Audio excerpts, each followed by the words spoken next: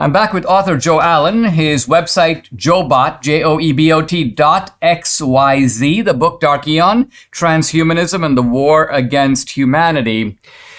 Joe, you mentioned that this transhumanist idea, which is, as you say, now being promoted by very influential people in modern society, a lot of people with a lot of money, a lot of people deeply embedded in science and technology. This has become sort of their gospel, if I can use this term. But there are some people who might say, well, listen, ever since man invented the wheel, ever since we got telescopes and even the glasses that are on my nose right now, we have found ways through technology to augment nature.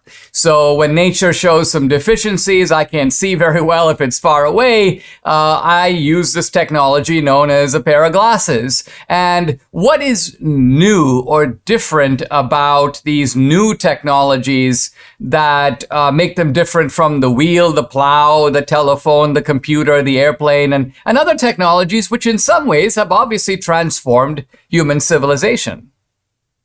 One of the real inspirations for my book was David Noble's The Religion of Technology. And I returned to it a number of times, and it really did inform the way in which I approach both transhumanism and technology in general. His central thesis was that the ideas we have about technology really grew out of traditional Christianity. The monks of the medieval period discussing things such as the grindstone or the windmill in terms of a blessing from God that would alleviate the toil and labor of human beings.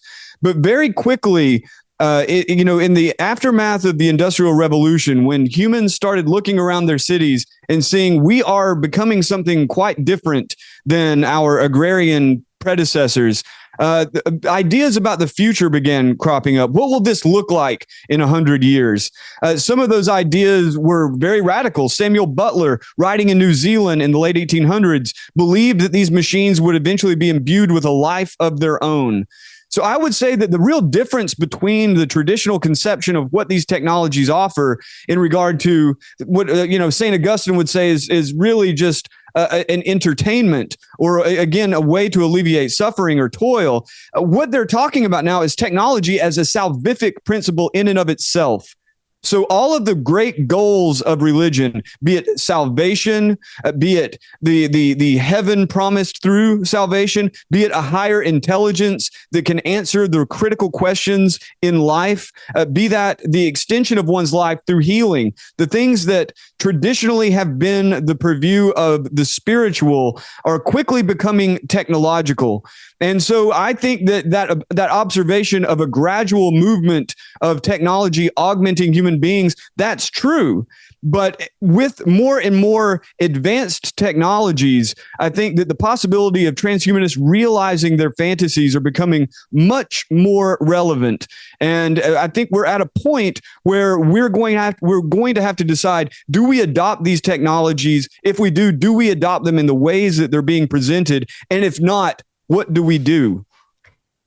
Well, Joe, let's sort of bring this down to earth a little bit, because it seems obvious to me that there are ways in which you could alter even the chemistry, for example, of human beings, right? And then you can do that with all kinds of injections and vaccines, and perhaps even ways to manipulate genetics at the very early level.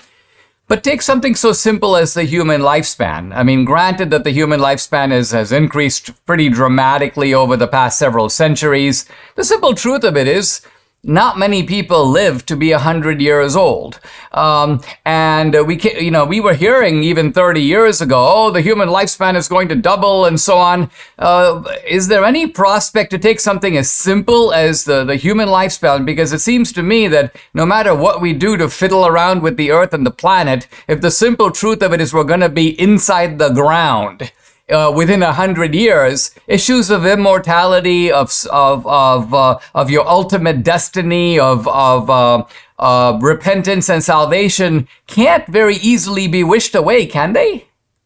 I don't believe so. I think what we'll actually see is the development of a very kind of perverse culture around these technologies, more so than already exists now.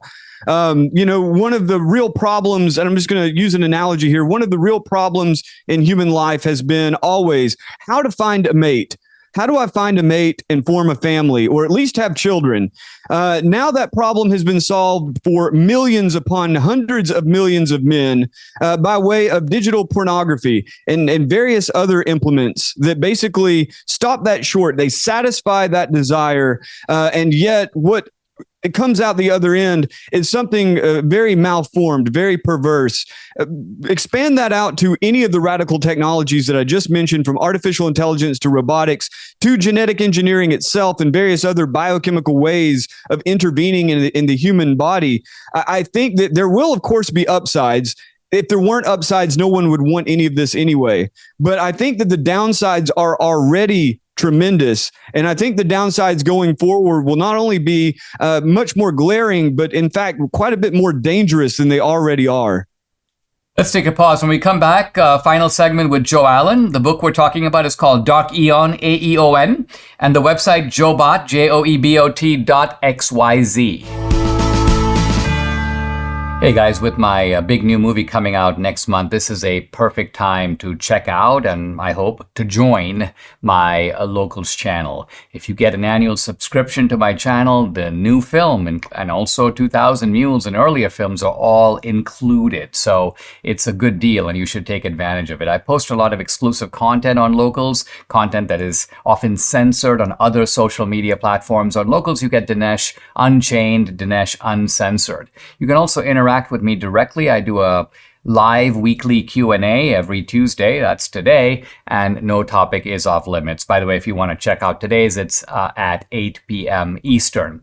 I've also uploaded, as I mentioned, some cool films to Locals, documentaries, feature films, my films, films by other independent producers. And I mentioned the new film, and I'll be giving you the inside scoop on that on Locals. So check out the channel. It's dinesh.locals.com. If you're watching the podcast on Rumble, as I mentioned, there's a little red button that says join. If you click that, it'll take you to my Locals channel. I'd love to have you along for this great ride. Again, it's dinesh.locals.com.